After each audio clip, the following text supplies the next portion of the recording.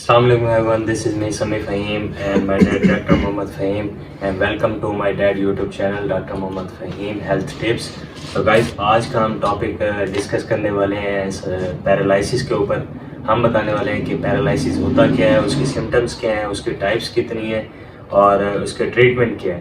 तो आहिस्ता आहिस्ता डिटेल में आपको बताएं। पैरालिसिस की वजह से बहुत सारी टाइप्स हैं, अगर उसको हम डिस्कस करने लगे तो हमारा टॉपिक बहुत बड़ा हो जाएगा। ऐसे तो बहुत सारी टाइप्स हैं, तो मैं आपको मेन कुछ टाइप्स बता देता हूँ। जैसे पैरालिसिस, स्लीप पैरालिसिस होता है, और अगर देखा जाए ब्रेन का पैरालिसिस होता है, लिम्स का पैरालिसिस होता है, हैंड्स का पैरालिसिस होता है। बहुत सारी टाइप्स हैं इसकी पैरालिसिस की। पेशेंट होते हैं वो कहते हैं, समझते हैं, जो अनपढ़ जो पेशेंट होते हैं मीन्स के जिनकी एजुकेशन नहीं होती, वो समझते हैं कि लकवा और पैरालिसिस ये दोनों एक ही चीज़ है, लेकिन इस तरह नहीं होता। जो पैरालिसिस और लकवा ये दोनों अलग अलग एक डिजीज़ है। जैसे लकवा को हम इंग्लिश में कहते हैं फेशियल पैरालिसिस, वो एक अलग चीज़ है, वो ज़्यादा ख़तरनाक नहीं है, लेकिन जो पैरालिसिस है वो बहुत डेंजरस है। उसको अगर किसी को पैरालिसिस हो जाता है तो उसको फौरी एमरजेंसी कंडीशन दी जाती है, एमरजेंसी लेके जाया जाता है। और पैरालिसिस बाज़ लोगों में होता है कि पैरालिसिस अचानक बैठे बैठे हो जाता है, जैसे लेटे हुए हैं तो उनको अचानक सुबह उठते हैं, उनका हाथ काम नहीं करता, फालिज हो जाता है, या पैर काम नहीं करते, इस तरह फालिज हो जाता है। ब्रेन का पैरालिसिस हो जाए तो वो स्पीच भी उसमें वो हो जाती है, डैमेज हो जाती है कि वो उसकी स्पीच अनकंट्रोल हो जाती है, वो सही से बोल नहीं सकता। ये भी एक पैरालिसिस की एक डिजीज़। इस तरह बहुत सारे डिजीज़ हैं, उसकी बहुत सारी सिम्टम्स हैं, लेकिन आपको मैंने सिंपल बता दी हैं। अगर इसकी टाइप्स पे हम डिस्कस करें तो वो बहुत ज़्यादा बड़ी हो जाएगी। बाकी इसका ट्रीटमेंट है और कुछ इसकी परहेज़ भी, कुछ इसकी एहतियाती तदाबीर हैं, वो आपको बताएंगे। जी अस्सलाम वालेकुम नाज़रीन, कैसे हैं आप? सब ठीक है जी। मेरे बेटे ने आपको पैरालिसिस की तफसील बताई है। चंद एक वजूहात अलामात मैं आपसे शेयर करता हूँ और इसकी मेडिसिन भी शेयर करता हूँ, मेडिसिन भी कैसे इस्तेमाल करनी है और वो कहाँ से मिलेंगी। जी दोस्तों, बेटे ने काफ़ी सारी सिम्टम भी बताई, उसकी वजूहात भी बताई है। चंद एक वजूहात मैं आपसे शेयर करता हूँ कि पैरालिसिस होता क्यों है। वो ये होता है, इस वजह से होता है जब एक पेशेंट की ना ब्लड प्रेशर हाई हो जाना, किसी पेशेंट का ब्लड प्रेशर हाई हो जाए, ब्लड क्लॉट्स हो जाए, उसकी वजह से भी पैरालिसिस हो जाता है। या चोट वगैरह लग जाए, कहीं जिस्म के ऊपर चोट लग जाए उसकी वजह से, या पूरे जिस्म की कमजोरी वगैरह, जैसे जिस्म के अज़ा है वो अगर कमजोर हो गए हैं, वीक हो गए हैं, तो उनकी वजह से भी हो जाता है। सदमा वगैरह हो जाए, डिप्रेशन, टेंशन, परेशानी भी हो जाए। ये चंद एक वजूहात मैंने आपसे शेयर की हैं जिनकी वजह से जो है ना ब्लड प्रेशर पैरालिसिस हो जाता है। अब हम आपको इसकी होम्योपैथिक मेडिसिन आपसे शेयर करते हैं। वो कौन सी इसकी जो टॉप की होम्योपैथिक मेडिसिन बनती है जो पैरालिसिस में इस्तेमाल होती है। तो दोस्तों, ये पैरालिसिस ना कई किस्म का होता है। एक ऊपर वाले हिस्से पे भी होता है और नीचे वाले हिस्से से भी पैरालिसिस होता है, और एक साइड से भी होता है, राइट साइड पे भी हो जाता है और लेफ्ट साइड पे भी हो जाता है, और जिस्म का किसी एक अज़ा का भी पैरालिसिस हो जाता है।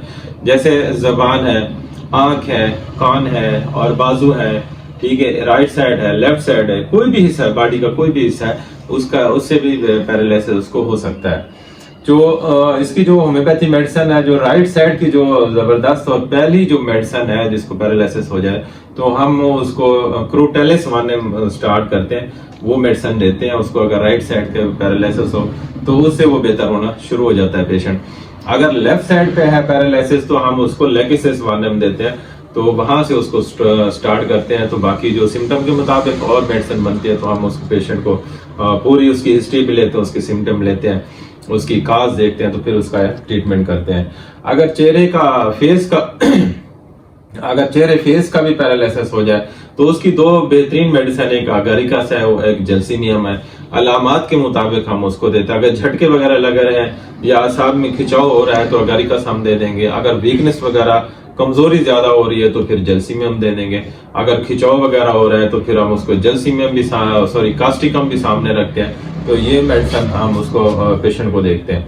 अक्सर हमारे पास राइट साइड के पैरालिसिस के पेशेंट ज्यादा आते हैं, तो हम एक कॉम्बिनेशन बनाया हुआ है 3 दवाइयों का, तो वो मैं इस्तेमाल कराता हूँ, तो उससे अल्हम्दुलिल्लाह पेशेंट ठीक हो जाता है। वो एक रेस्टाक्स मेडिसन है, एक कालीफास है, एक कास्टिकम है। ये 3 दवाइयाँ जो है ना हम मिला के देते हैं तो पेशेंट ठीक हो जाता है। अगर इन तीनों में से किसी एक दवा की अलामत बन रही है तो हम वो एक ही मेडिसिन दे देते हैं, उससे भी ठीक हो जाता है। तो ये मैं आप होम्योपैथ डॉक्टर से शेयर कर रहा हूँ। अगर आप अपनी प्रैक्टिस में ये दवाइयाँ इस्तेमाल करेंगे तो आपको बड़ा जबरदस्त रिजल्ट में। अगर निचले धड़े में निचली साइड पे अगर पैरालिसिस है, जैसे लेग का पैरालिसिस हो गया, तो उसकी हम 2 मेडिसिन को सामने रखते हैं। एक लिथेरिस मेडिसिन है, एक मंगोरस मेडिसिन है। मंगोरस की अलामत के मुताबिक हम पेशेंट को देते हैं दवाई, और लिथेरिस की भी अलामत के मुताबिक इसको पेशेंट को देते हैं, जो पेशेंट ठीक हो जाता है। तो दोस्तों ये चंद एक मेडिसिन मैं आपको बताई है। जैल्सीमियम को भी सामने रखें, कास्टिकम को भी सामने रखें, और कालीफास को भी सामने रखें। अगर निचले धाड़ का है तो मंगोरस रखें, और लिथेरिस को इसको सामने रखें। तो ये आप अपनी प्रैक्टिस में दोस्तों ये इस्तेमाल करेंगे तो आपका पेशेंट जल्दी ठीक हो जाएगा। लेकिन इससे पहले आपने ये देखना है, अगर राइट साइड का है पैरालिसिस तो क्रोटैलिस आपने लाजमी देनी। अगर लेफ्ट साइड पे है तो फिर आपने लेकेसिस। तो यहाँ से आपने स्टार्ट करना है, तो ये उसको मेडिसिन इस्तेमाल करने। अब दोस्तों मैं आपको इसका परहेज वगैरह बताता हूँ, एहतियात वगैरह क्या करना है पैरालिसिस के पेशेंट को। तो उस पेशेंट को आपने ऐसा करना है कि जिसका ब्लड प्रेशर हाई है तो उसको आपने नमक का परहेज कराना है। कोई ऐसी चीज नहीं देनी, ग़िज़ा नहीं देनी जिसके अंदर नमक ज्यादा हो तो उसका ब्लड प्रेशर हाई हो जाए। टेंशन डिप्रेशन से कि जो शिकार है पेशेंट, उनको भी आपने समझाना है उसके ऐसी टेंशन ना ले जो उसकी तकलीफ ज्यादा बढ़ जाए। तो दोस्तों ये पैरालिसिस का इलाज भी है, और फालिज का होम्योपैथी बहुत ही अच्छा इलाज है। होम्योपैथी अपनाए, नस्ल दर नस्ल सेहत पाए। तो हमारा टॉपिक होता है दूसरे तीसरे दिन हम सोशल मीडिया से आपके सामने हम शेयर करते हैं, मेरा बेटा भी और मैं भी। तो इसलिए शेयर करते हैं को जो लोग परेशान हैं किसी डिजीज की वजह से, तो वो हमसे भी रब्ता कर सकते हैं। आप अपने इलाकाई किसी अच्छे होम्योपैथ डॉक्टर से भी रब्ता कर सकते हैं। आप उनके उससे ट्रीटमेंट कराएं, इंशाल्लाह आप ठीक हो जाएंगे। आपका दोस्त डॉक्टर मोहम्मद फ़हीम और समी फ़हीम। अल्लाह हाफिज़।